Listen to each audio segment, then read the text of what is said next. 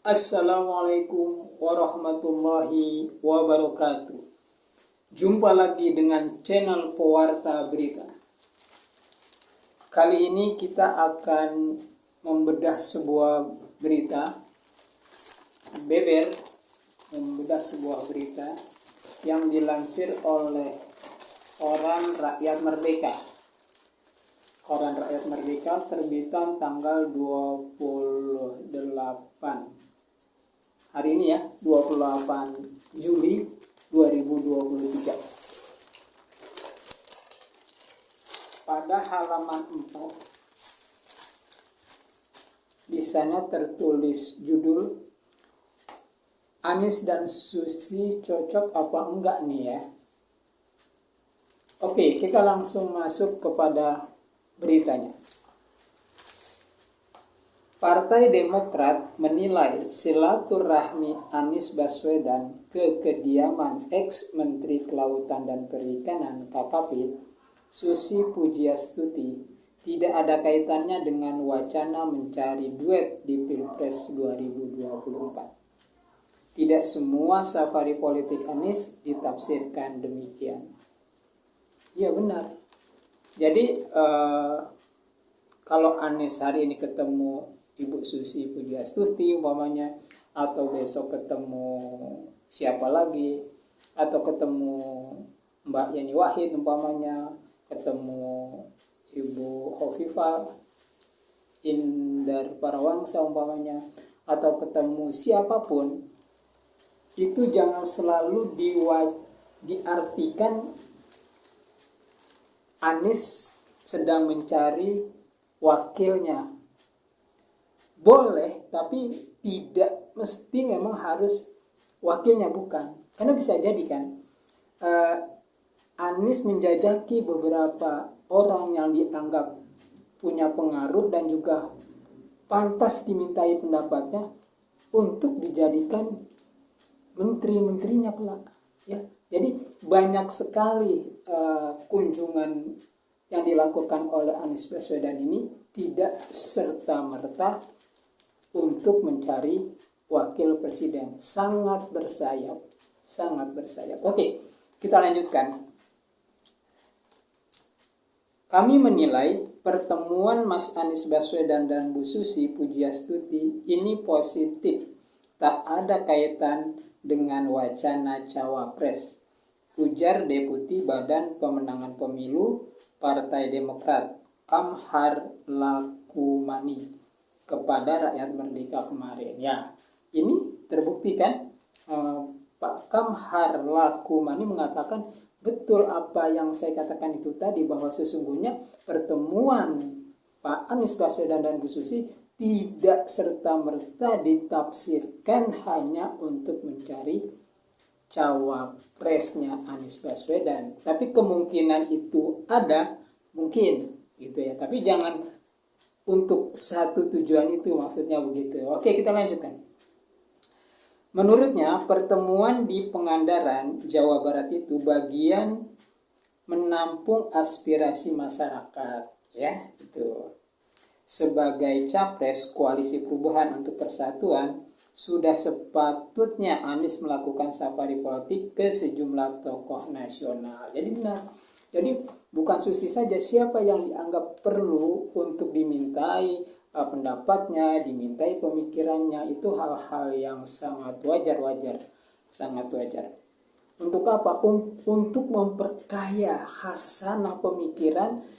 Untuk apa? Apabila nanti ditakdirkan Anies menjadi presiden, dia sudah memiliki banyak persiapan untuk membangun negeri ini dengan jauh-jauh lebih baik lagi. Oke, kita lanjutkan. Merujuk pada rekam jejak dan jam terbangnya, tentu banyak hal yang bisa menjadi masukan dari Ibu Susi terkait penguatan agenda perubahan dan perbaikan, kata Kamhar Lakumani. Diamininya Anies dan Susi memiliki hubungan baik, benar, sejak mereka kan sama-sama dulu jadi menterinya Pak Jokowi. mereka pernah sama-sama duduk sebagai menteri di kabinet pemerintahan Presiden Jokowi di medio 2014-2019.